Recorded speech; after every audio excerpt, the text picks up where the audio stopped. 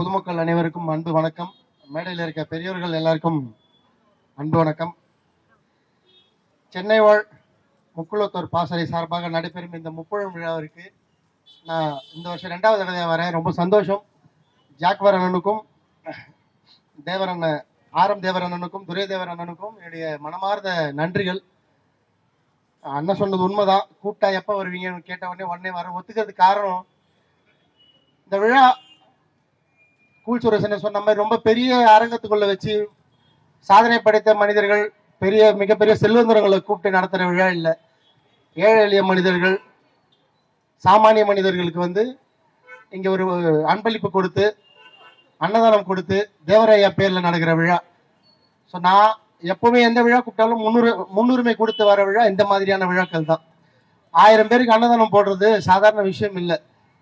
கோவில் அன்னதானம் போடுறதெல்லாம் விஷயம் இல்லை. இந்த மாதிரி தேவராயா பேரில் ஒரு அன்னதானம் செய்கிறது மிகப்பெரிய விஷயம். அதனால எத்தனை வருஷம் கூப்பிட்டாலும் நான் நிச்சயமாக கலந்துப்பேன். ஜாக்கவர் அண்ணன் ஒரு வீடியோ வெளியிட்டு இருந்தாங்க. அந்த வீடியோ பார்த்துருந்தேன். ஒரு வருஷம் தேவர் ஜெயந்தி அன்னைக்கும் இளைஞர்கள் ரொம்ப கலாட்டா பண்றாங்க.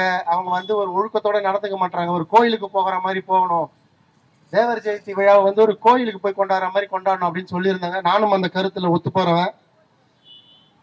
ஏன் இந்த இளைஞர்கள் அப்படி கொண்டாடுறாங்கன்னா, அவங்களுக்கு ஒரு அடையாளம் தேவைப்படுது கொண்டாடுறதுக்கு. அது நம்ம தேவரையா தான் முக்குளத்தூர் அத்தனை பேருக்கும் ஒரு ஒற்றை அடையாளம்.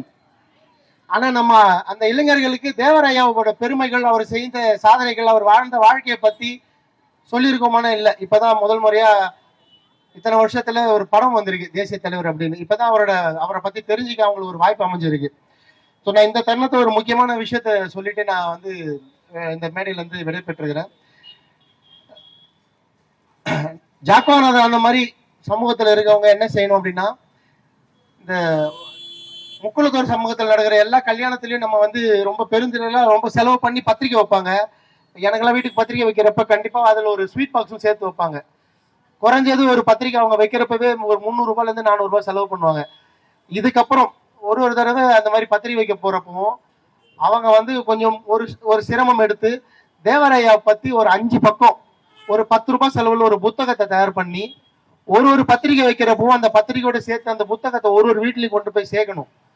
இன்னைக்கு என்னதான் ஏஐ உலகம், டெக்னிக்கலா உலகம் எவ்வளவு வளர்ந்துருந்தாலும் அந்த இளைஞர்களுக்கு தேவரையா தெய்வீகம்னா என்ன, தேசியம்னா என்ன, இந்த நாட்டுக்காக சுதந்திரம் வாங்குறதுக்காக அவர் என்னெல்லாம் கஷ்டப்பட்டாரு, மதுரை மீனாட்சி அம்மன் கோயிலுக்கு அனைத்து சாதி மக்களையும் உள்ள கொண்டு போறதுக்காக சொந்த சாதி மக்களையும் எப்படி எதிர்த்து நின்னாரு, வாய்ப்பூட்டு சட்டத்தை எப்படி உடைச்சாரு, இந்த இவ்வளவு பெரிய சமூகத்தை குற்றப்பரம்பரைன்னு சொல்றப்ப அதை எதிர்த்து எப்படி நின்னாரு. இந்த மாதிரி அவர் பேசின மேடையில பேசின விஷயங்கள் இருக்குல்ல, அதை மட்டுமே தொகுக்கலாம். விவேகானந்தர் ஐயாவை பத்தி தேவரையாவுக்கு இருந்த பார்வை, இந்த மாதிரி தேவரையாவை பத்தி நிறைய நல்ல விஷயங்கள், அர்ப்பணிப்பான விஷயங்கள், அறம் சார்ந்த விஷயங்கள் நிறைய இருக்கு. அதை இந்த இளைஞர்கள்ல நீங்க கொண்டு போய் சேர்க்கறதுக்கு இந்த வழியை ஒரு வழியா, புது வழியா இனிமே நீங்க பயன்படுத்தணும். அப்படி நடந்ததுன்னா எப்படி பழனிக்கோ சபரிமலைக்கோ நம்ம போறோமோ ரொம்ப பக்தியோட, அந்த மாதிரி தேவ ஜெயந்திக்கும் நிச்சயமா இந்த இளைஞர்கள் பக்தியோட போவாங்க. நம்ம இளைஞர்களை குறை சொல்லி மட்டும் இது சரியாக போறது இல்லை. அவங்கள நல்வழிப்படுத்த இந்த மாதிரி சின்ன சின்ன விஷயங்கள் நம்ம முன்னெடுத்து வைக்கணும். அதனால யாராவது ஒரு முக்கியமான நபர் இதை பொறுப்பா எடுத்து ஒரு 1 லட்சம் புத்தகங்கள் அடிங்க 10 ரூபாய் செலவுல. ஒரு கல்யாண பத்திரிகை போறப்போ ஒரு 1000 பத்திரிகைன்னா 10 ரூபாய் செலவுனா எவ்வளவு போகுதுன்னு 10,000 ரூபாய் தான் செலவாகும். ஆனா அந்த வீட்டுல போய் சேர்ந்து அந்த புத்தகத்தை படிச்சாங்கன்னா உங்களுக்கு தேவரையாவை பத்தி அருமை பெருமை தெரியும். நிச்சயமா அது நீங்க நினைக்கிற ஒரு மாற்றம் உருவாகிறதுக்கான ஒரு விதையா இருக்கும். ரொம்ப சந்தோஷம் கூல் சுரேஷ் அண்ணன் இங்க தேவரையாவை பத்தி பேசினது. அவர் வெறும் நான் ஒரு நடிகர், காமெடி நடிகர் மட்டும் இல்லை, நான் தேர்ந்த அரசியல்வாதியா மாறிட்டு வரேன் அப்படின்றது இந்த மேடையில நிரூபிச்சிருக்காரு. நான் எதிர்பார்க்கல தேவரையாவை பத்தி அண்ணன் இவ்வளவு தெளிவா பேசுவாரு அப்படின்னு. நான் உங்களை கூட்டு போறேன் கமுதிக்கு, ஆப்ப நாட்டுக்கு. நானே உங்களை கையை பிடிச்சி நிச்சயமா கூட்டு போறேன். நம்ம தேவரையா கோயிலுக்கு போயிட்டு வரலாம். உங்களுக்கு நீங்க அந்த கோவிலுக்கு அந்த அவரோட ஆரத்தி வாங்கிக்கிட்டு அந்த விபூதி நெத்தியில வச்சாதான் உங்களுக்கு இன்னும் அவரை பத்தி நிறைய விஷயங்கள் தெரிய வரும். தமிழ்நாடு தெரிஞ்சுக்க வேண்டிய ஒரு மாமனிதர் முத்துராமலிங்க தேவரையா. கூடவே இன்னைக்கு நம்ம மருதுபாண்டி சகோதரர்கள், ராஜராஜ சோழன் இவங்களோட விழாவையும் கொண்டாடுறோம் இந்த நாள்ல.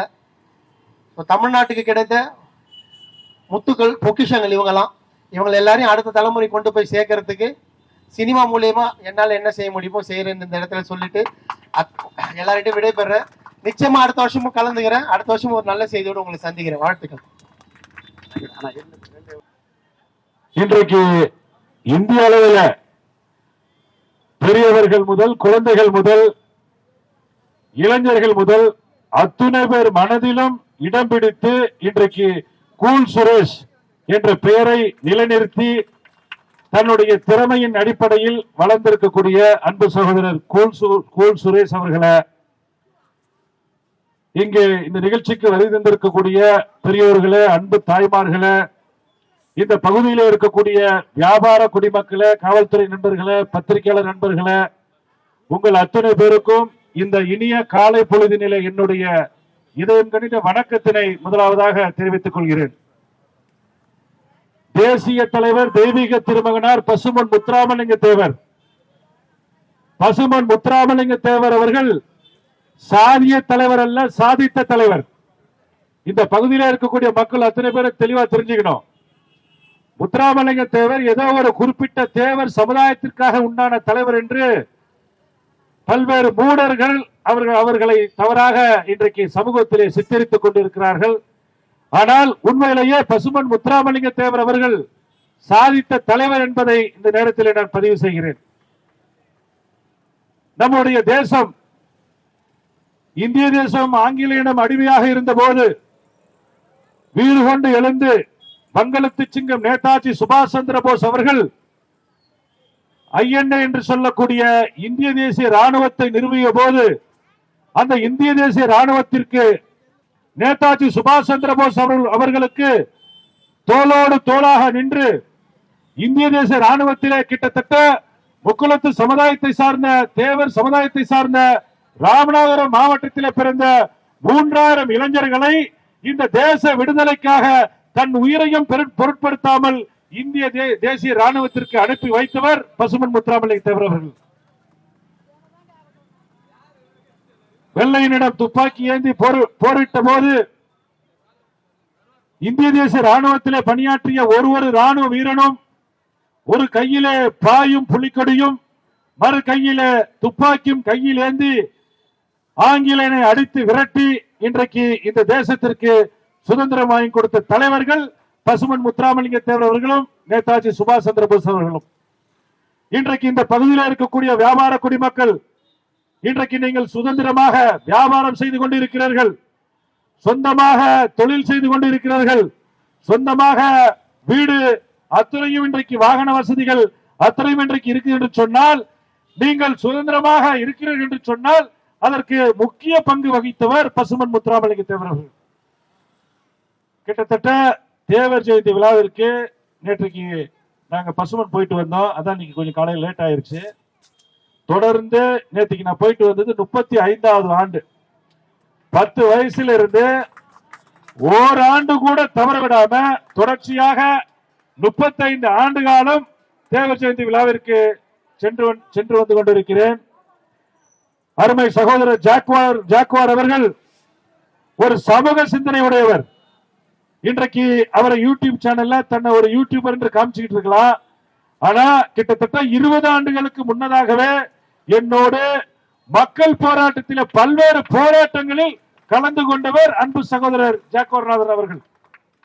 அவருக்கு அழைப்பில் என்னோட கேட்பாரு, நாங்க எங்களுடைய கட்சியின் சார்பாக அகில இந்திய ஃபார்வர்ட் பிளாக் கட்சியின் சார்பாக போராட்டம் அறிவிச்சோன்னா அவருக்கு செய்தி கிடைச்ச உடனே எங்களுக்கு கட்சியினுடைய பொறுப்பாளர்கள் அங்க வராங்களோ இல்லையோ எம்எல்ஏஸ் கேட்டு முன்னாடி ஜாக்குவார் வந்து நிப்பாரு.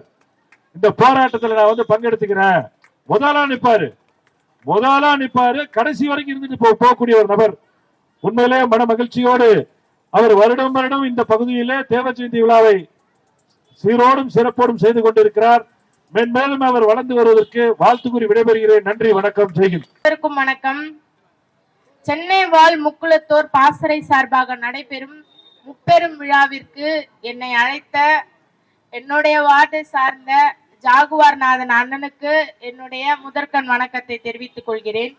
முப்பெரும் விழா இன்னைக்கு 3 விழா நம்ம கொண்டாடுறோம். என்னென்ன விழானா, மாமன்னன் ராஜராஜ சோழனின் 1040வது சதய விழா, அப்புறம் மாவீரர்கள் மருது சகோதரர்களின் 224வது வீர வணக்கம் விழா. அப்புறம் முக்கியமா பாத்தீங்கன்னா பசும்பொன் முத்துராமலிங்க தேவர் அவர்களின் 118வது ஜெயந்தி விழா.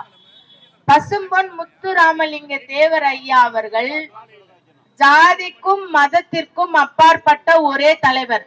அதனாலதான் அவரை எல்லா ஜாதியினரும் மதத்தினரும் அரசியல்வாதிகளும் அவருடைய விழாவை குரு பூஜையை செலிப்ரேட் பண்றாங்க. அது மட்டும் இல்லாம இங்கே வருகை தந்திருக்கும் மேடையில் அமர்ந்திருக்கும் உங்கள் அனைவருக்கும் 109வது மாமன்ற உறுப்பினராகிய என்னுடைய சார்பாகவும் என்னுடைய பகுதி வாழ் மக்களின் சார்பாகவும் நன்றியினையும் வாழ்த்துக்களையும் தெரிவித்துக் கொள்கிறேன். இங்க 109வது வார்டுல பாத்தீங்கன்னா சமூக ஆர்வலர் மக்கள் சேவகன் சொல்லலாம் ஜாகுவார்நாதன் அண்ணனை. ஏன்னா அண்ணா நெடும்பாதையில இந்த ஏரியால எந்த ஒரு இஷ்யூ பிரச்சனை இருந்தாலும் உடனே கால் பண்ணிடுவாரு, வாட்ஸ்அப்ல மெசேஜ் அனுப்பிடுவாரு.